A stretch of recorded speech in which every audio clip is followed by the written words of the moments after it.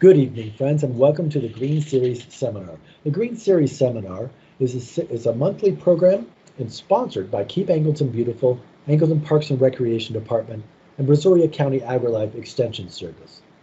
The program this evening will be featuring butterfly gardening. It will be presented by Texas Master Gardener and Texas Master Naturalist Kim Richardson. We're meeting the Mayor Perez's pledge for monarch conservation for the city of Angleton by hosting this program. If you have any questions, please feel free to leave them in the chat box. This program, while it is recorded, I am answering questions live. I'd like to introduce you to one of my special and favorite master gardeners, Kim Richardson. Kim has been with us for many, many years. She can introduce herself as well, but she has an interest in certainly in butterflies and monarch conservation programs as well, and is currently undergoing a training program on entomology with AgriLife Extension. Kim is also a master naturalist as well as a master gardener. So without further ado, Kim, if you could please take it away. Oh, thank you, Stephen. My pleasure. It's so good to talk to you today about butterflies and butterfly gardening. We're going to cover several topics, and I apologize if it seems like I'm talking a little too simple for you. I'm used to teaching fourth graders, so I tried not to revert too badly to teaching my fourth grader mode, and I'll do that in this presentation. I want to tell you a little bit about this particular presentation. It was prepared by Molly Keck, who is a program specialist with the Bexar County Extension Service. We also had a master naturalist, a master gardener named Barbara Burkhardt. Unfortunately, we lost Barbara here this year, but about 2 years ago, I asked for a copy of her butterfly gardening presentation. So it's a combination of some slides from Barbara's presentation as well as Molly's presentation. Okay, what are butterflies? We do know that they are just lovely, and we love to see them flying around in our gardens. But when you really get down to the nitty-gritty of it, first of all, let's start with the order. It's Lepidoptera. That order includes butterflies, moths, and skippers, but we're just going to talk about the butterflies today. But they are a group of insects that have brightly colored scales on their wings and their body. And this is an amazing picture of the adult butterfly showing the scales at different magnifications. And you can just see what they look like. I've never seen one at 5,000 times what the actual version of the scale is. And that is part of what makes them so special. You may have heard this myth that if you pick up a butterfly and some of your scales come off, oh, the butterfly is just going to die. That is a myth. Butterflies in nature are just going to lose a certain number of scales before their life is over with.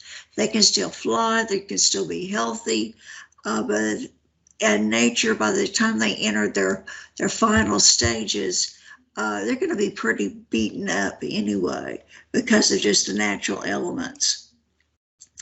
So why are butterflies important other than just their aesthetic value to us as humans? They are good pollinators. Now, they're not the best pollinators. Bees account for 50% of the pollination of flowering plants. But bees have a very, very special, are very adapted to picking up pollen. They've got all these hairs all over them. The pollen just clings to them. Butterflies don't do that. They don't have those hairs, but they do, by flying from flower to flower to flower, they are pollinating the flower. So really, what is pollination? It is taking pollen from a male flower and transferring it to the female flower. The female needs the pollen in order to produce a fertile seed. And a lot of our food, up to 75%, actually comes as a result of pollinators. Butterflies probably account for about, and moths as well, for about 10%. This is a picture of a butterfly getting nectar. They get from the flower the benefit of the nectar. Do they know they're transferring pollen at the same time from flower to flower? I'm sure they don't.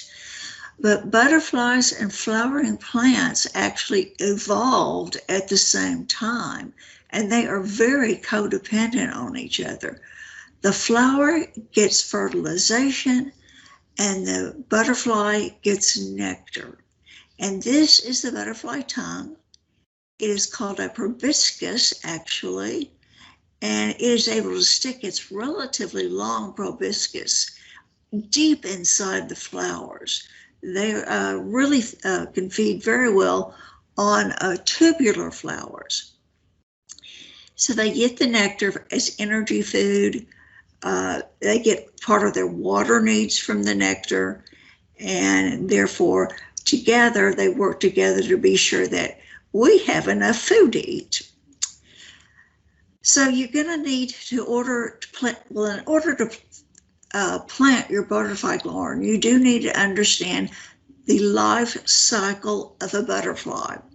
This probably is meant to be a monarch, but it's the same life cycle no matter what the butterfly. The mama butterfly lays her eggs on plants of the host plant for that particular butterfly. The eggs hatch out, become caterpillars or larvae, either term is correct. And as the caterpillars grow, they will be eating the leaves from the plant, and they can be voracious. As they get bigger and bigger, they're going to chew up your plants more and more. And then finally, after they've reached a certain stage in their development, they will form a chrysalis or cocoon or a pupa. Any of those terms is really pretty appropriate. For butterflies, they're usually called a chrysalis. And this is a picture of the chrysalis. This would be the monarch chrysalis, and of a butterfly that has just emerged from the chrysalis. You can see how kind of shriveled up it is. That's because it's been stuffed inside that chrysalis. And so it's going to take a little bit of time for that butterfly to dry out and then pump some blood in its wings before it's ready to fly off. Okay, planting your butterfly garden. Hopefully you will choose both nectar and host plants, because both will draw different butterflies into your yard. The host plants are for the caterpillars, and the nectar is for the adults. But if you're sensitive to your plants being eaten by caterpillars, you may not want to necessarily plant host plants. So for sure on milkweed, you are going to see significant damage from the caterpillars. But that's why we plant milkweed or other host plants. If we're wanting to really encourage butterflies, we want our leaves eaten by those butterflies. It's also a good idea to cluster plants together, not just plant a single plant here and there. First of all, it's more dramatic in the landscape to have them clustered. Plus, there'll be plenty of room for those butterflies to move around on that plant or plants. Try to have varying bloom periods. here on the Gulf Coast, we can have butterflies that actually overwinter here. I've seen monarchs particularly just about every month of the year. So if you can have flowers that bloom in spring and the summer and the fall, that just provides some different options for nectaring plants. You should avoid double blooms. That's because they are usually hybrids and they're not as good as a nectar source. They may not be as fragrant as other flowers. And the butterflies are somewhat attracted to the scent of the plant. The best location is with 6 hours of sunlight and create a windbreak. That is to protect the butterflies from the wind that can just really batter them about. Then at a location for water puddling. They can get a lot of water that they need from their nectar, but it's good just to provide them with just water. Add locations for shelter, the trees, bushes, anything that they can hide in from the weather. Add locations for sunning so they can dry themselves out if it's been raining. Bait stations, some good things to attract butterflies are fermented or sweet liquids from fruit, beer, sugar, or yeast. Another thing that you can do, I would not actually for butterflies encourage just a water sugar mixture. It can, depending on how much you use, it can clog the proboscis of the butterfly or the tube that it sucks the nectar up from. So, but they do also need some salt. So one homemade concoction you can make is some water along with some soy sauce and molasses. The soy sauce provides them with actually the salt that they need. The molasses provides the sugar, and obviously the water provides them what they need for that purpose. Be conscious of pesticide use and be aware of drift. I always am concerned whenever I see a mosquito control plane come overhead. That is because they use a non-selective insecticide for mosquitoes. Yes, it helps significantly with the mosquitoes, and we have to treat mosquitoes here in Missouri County. But we're trying to encourage the mosquito control district to actually spray at night.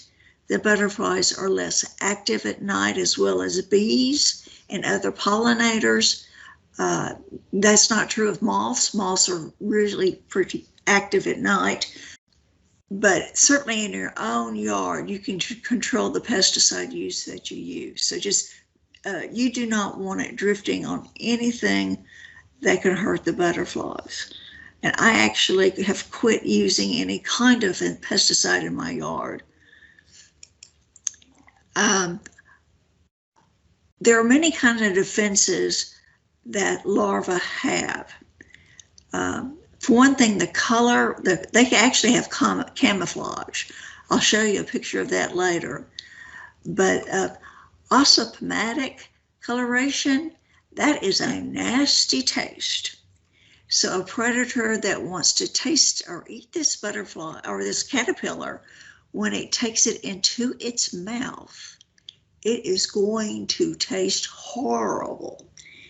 And it may very well, if it's a bird, cause it to throw up, or it could even kill the bird. So the coloring here signals to a bird that this is a monarch caterpillar. Don't eat it, it will taste terrible. Where in the monarch does that terrible taste come from? From eating milkweed, that's its host plant. And milkweed has a toxic substance in it. that the caterpillar picks up when it's eating the leaves, and that protection is passed on to the adult. Let's see. Another defense for caterpillars is just producing a really nasty odor. I think this is a black swallow caterpillar. It looks like it may be feasting on some dill or something. That is one of its host plants. But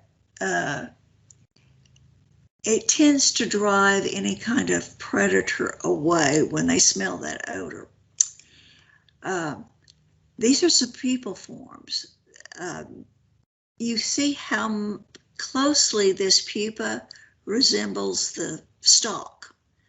So that is a wonderful type of protection for them. And pupas come in all different shapes and sizes. This is the monarch chrysalis.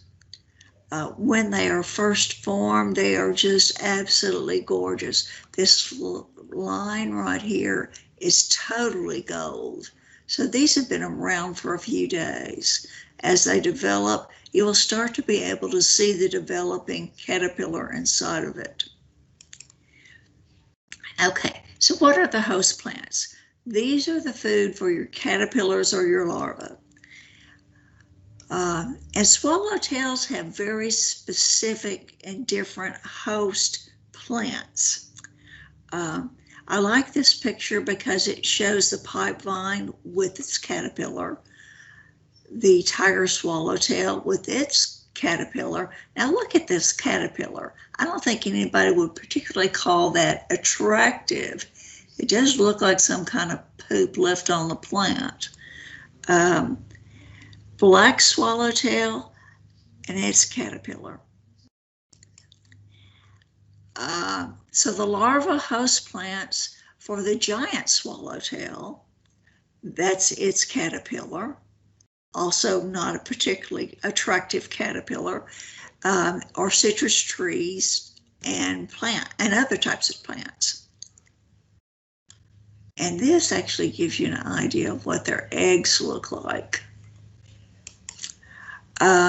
For the eastern tiger swallowtail, again, another interesting looking caterpillar, are members of the catapult family, the laurel family, olive family, willow family. There are several.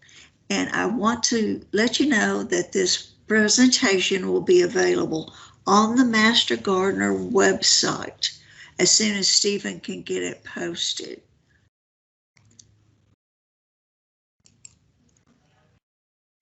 For the black swallowtail, that's the caterpillar, fennel, dill, and parsley.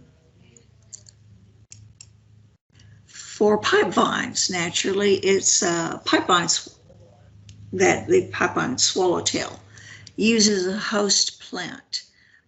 And you can see just how camouflaged its chrysalis or cocoon or pupa is in this picture. And of course, for monarchs and for queens, there's another type of caterpillar that is called a soldier, but they use milkweed as their sole source of a host plant. Where there is milkweed, you will see monarchs. If there is no milkweed, you likely are not going to see monarchs, or not as likely. They will still come into your yard to feed on the nectar, but it is fun. I mean, it's a lot of fun for me to watch monarchs. I look at them on the plants. I've been doing it a long time, so I can recognize the egg on the plant, the different stages of the caterpillar. And they're just really interesting to keep track of. Okay, another form of protection for the adult is mimicry. This is the monarch, this is the viceroy. And the only difference really main difference certainly are these black bars along the edge of its wings, and the Monarch simply does not have that. The Viceroy is pretty edible, although there has been some research done recently that they may actually have some protection from the plants that they eat, from having a nasty taste to them also. But obviously a bird is going to mistake this for a monarch. It just thinks that no, I'm not going to eat that. Let's see. So we've already covered this monarch and queens and the caterpillar. Passion flowers. This is one of the top ones that you need to have in your yard for a host plant if that is what you want to attract. Zebra and Juliana heliconans are the host plant for this, or the butterflies that use the passion flower for the host plant. And here's the caterpillar. Here's this one for the Julie,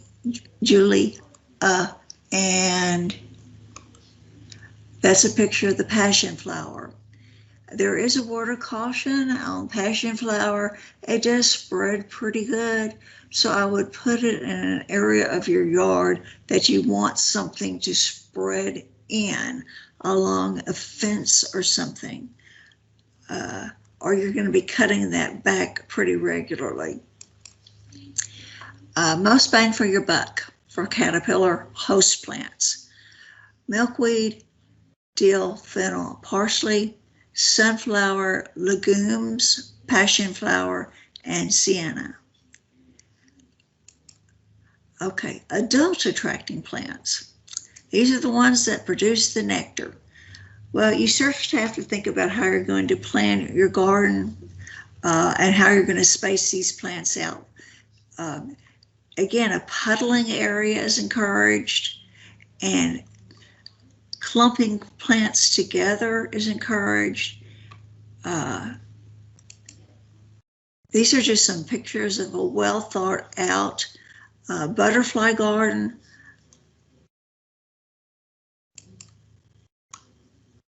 And in someone's front yard, crepe myrtle and plumbago.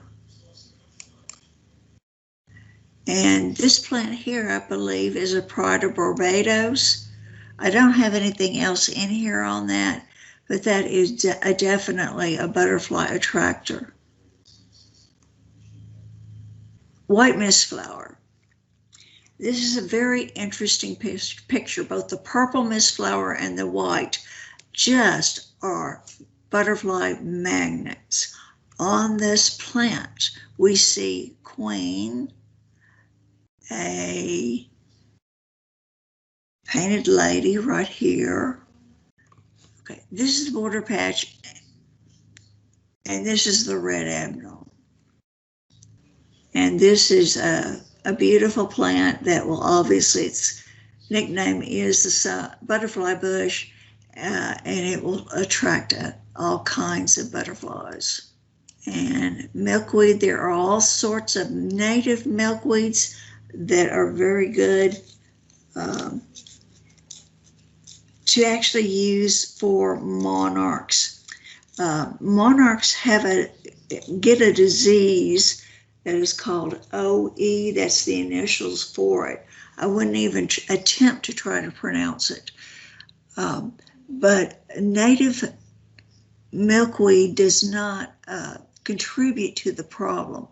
It's the Mexican or tropical milkweed that contributes to that disease. So right now, the experts are encouraging to just use native milkweed. I know why people plant the Mexican or also known as the tropical milkweed, because it is so easy to propagate. And it is, it's very pretty when it blooms.